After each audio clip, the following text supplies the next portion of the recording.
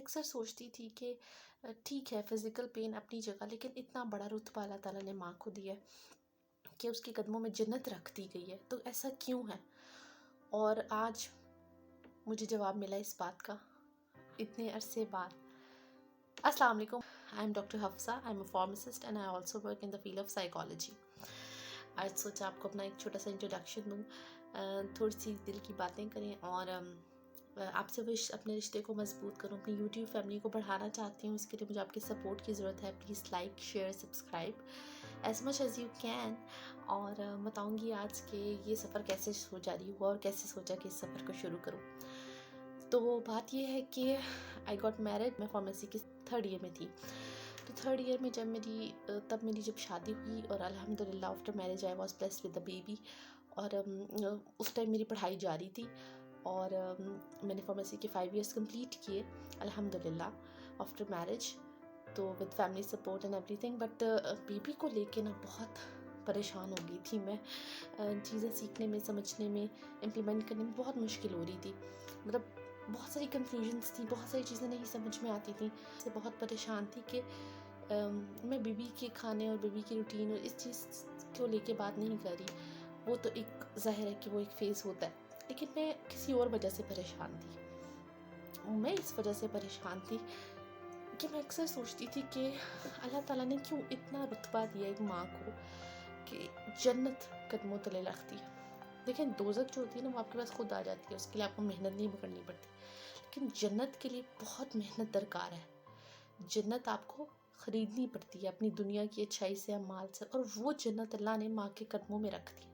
تو میں بہت سوچتی تھی کہ ایسا کیوں ہے، اور ٹھیک ہے وہ فزیکل پین اپنی جگہ جو ایک ماں بننے کے پروسیس میں ہے، اور جو اس کوئی شبہ نہیں کہ وہ بھی ایک بہت بڑا فیکٹر ہے، بٹ اسٹل کیوں، ایسا کیوں؟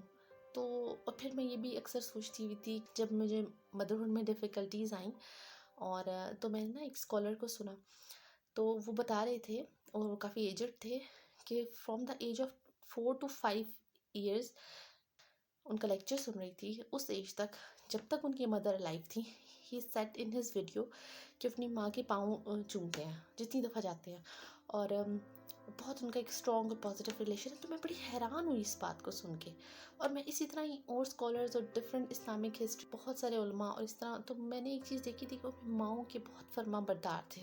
فرما برداری، اوبیڈینس ایک الگ چیز ہے، لیکن وہ نسل کیوں پروڈیوس نہیں ہو رہی اب جو پہلے تھی؟ حالانکہ پہلے تو اتنی آسانیاں بھی نہیں تھیں، اب تو پھر بھی بہت آسانیاں، پر وہی گل ہے کہ جن آٹومیٹک مشین کپڑے دھلتے ہیں تو کسی نے تسلی نہیں، حالانکہ ہاتھ سے دھلے ہوئے کپڑے اور وہ اتنی محنت، اس سے سارے سیٹسفائی ہیں۔ تو ایسا کیوں؟ تو مجھے یہ سوچ بہت آتی تھی، ہم کیوں وہ نسل نہیں تیار کر پا رہے جو پہلے کی مضبوط دینی اور دنیاوی علم دونوں میں اتنی اسٹرانگ تھیں، اب کیوں وہ نسل نہیں آ رہی، وہ والی باتیں کیوں نہیں محسوس ہو رہی؟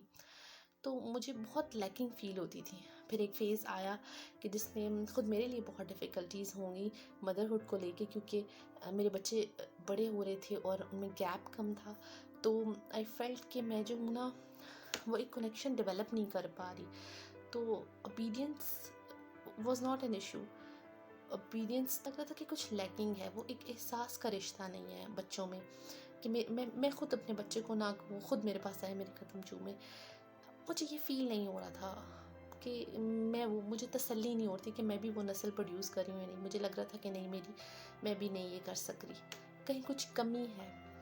تب مجھے احساس ہوا، اور فارمیسی کی فیس ہے کیونکہ میں پہلے سے ہی ریلیٹڈ تھی، تو احساس ہوا کہ سائیکالوجی پڑھنی چاہیے، سننا چاہیے لیکچرز کو، بکس پڑھنی چاہیے، بک ریڈنگ ایک اچھی چیز ہے اور لازمی اپنی زندگی کا حصہ بنائیں۔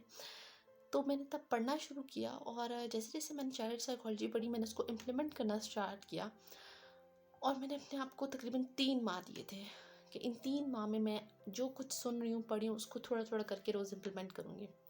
پہلے اپنے اوپر ورک کیا، اور پھر اپنے بچوں پہ، اور میں حیران رہ گئی، اور میری آنکھوں میں آنسو آ گئے، اور اسی لیے میں یہ ویڈیو بھی بنا رہی ہوں۔ میری آنکھوں میں آنسو آ گئے جب کل یہ ہوا میرے ساتھ، ماشاءاللہ۔ وہ ایک فیز آیا تھا جس میں بہت جلدی ہم نے اس کے اسکول چینج کرائے، سٹی چینج کی، ٹرانسفرز بہت زیادہ ہوئے، وہ بہت اپسیٹ ہو گیا تھا۔ تو بہت ایک ریپڈ سے 2-3 سال گزرے، تو اس میں مجھے فیل ہوا کہ میں نے اپنے بچے سے وہ جو ایک کنیکشن ہوتا ہے نا، وہ بالکل ہی جو ہے نا کہیں اس کا رابطہ بالکل ہی ٹوٹ گیا ہے، بہت کچا سا ہو گیا. تو مجھے تب محسوس ہوا کہ میں کیا کروں گی آگے.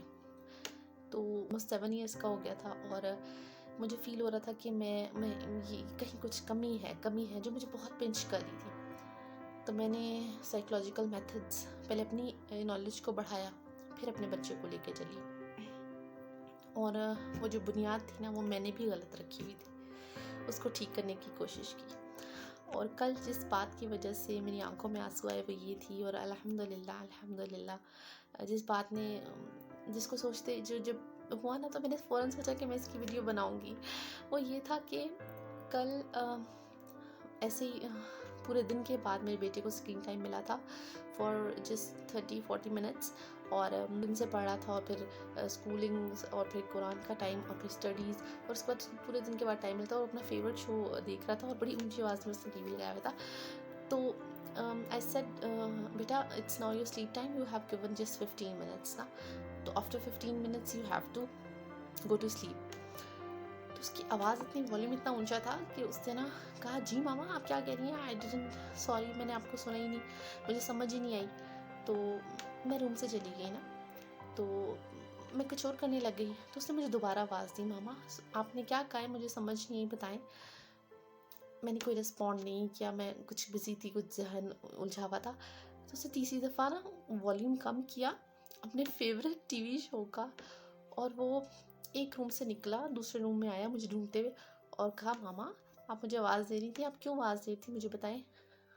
اور میں اتنی حیران ہوئی کہ فائنلی اٹ ورکڈ، بیکاز مجھے ایسے لگتا تھا کہ میں صرف بولتی ہی رہوں گی اور وہ سنے گا نہیں. لیکن اب میں نے دیکھا کہ اس میں یہ چینج آیا ہے کہ میں نے اپنی کچھ چیزیں جو میرے اندر خامیاں تھیں، وہ میرا مسئلہ، وہ میرے اندر تھیں جو میرے بچے کے اندر پاس ہو رہی تھیں. تو مجھے نہیں پتا، لیکن آئی گین دا کریج کہ مجھے وہ اپنے اندر سے ختم کرنی ہے.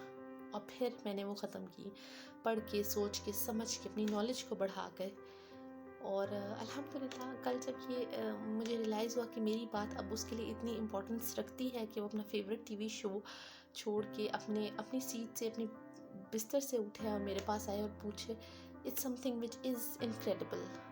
کیونکہ آج کل 8 یا 9 سال کے بچوں کا، جب میں اب بہت سارے لوگ میرے پاس آتے ہیں اور ڈسکس کرتے ہیں کہ 8 یا 9 یا 10 یا 11 سال کے بچے ہوتے ہیں جن کے پیچھے مائیں بول کے تھک رہی ہوتی ہیں کہ بچے بات نہیں سنتے ہیں. تو میرے لیے بہت بہت خوشی کی بات تھی الحمدللہ کہ میں نے کہیں نہ کہیں وہ کنیکشن بلڈ کر لیا ہے کہ میری بات اب اس کے لیے میٹر کرتی ہے، اور اس کی بات میرے لیے تو ایز اے مدر ظاہر ہے میٹر کرتی ہی ہے. ناؤ ہی نوز کہ اس نے اسکول سے گھر آنا، تو وہ مجھے A to Z جب تک ساری باتیں نہیں بتا لے گا تب تک اس کو سانس نہیں آتی، اس کا کھانا نہیں نیچے ہوتا. تو میرا خیال ہے کہ یہ چیزیں ضروری ہیں. میں چاہتی ہوں کہ یہی کنیکشن آپ بھی اپنے بچوں کے ساتھ بلڈ کریں. دیکھیں 7 ایئرس سے کم ایج میں اگر آپ اپنی بنیاد کو صحیح کر لینا تو سمجھیں، یقین مانیں، آپ اس کا پھل پوری زندگی کھانے والے ہیں. لیکن اگر آپ بنیاد صحیح نہیں رکھتے، 7 ایئرس سے کم بچے کو وہ سب چیزیں نہیں پرووائڈ کرتے، وہ سب چیزیں نہیں اس کی فیڈنگ میں ڈالتے، تو پھر کیا ہوتا ہے کہ ڈر جو ہے نا وہ ایک بہت تھوڑے ٹائم کے لیے رہتا ہے، 8 یا 9 سال میں.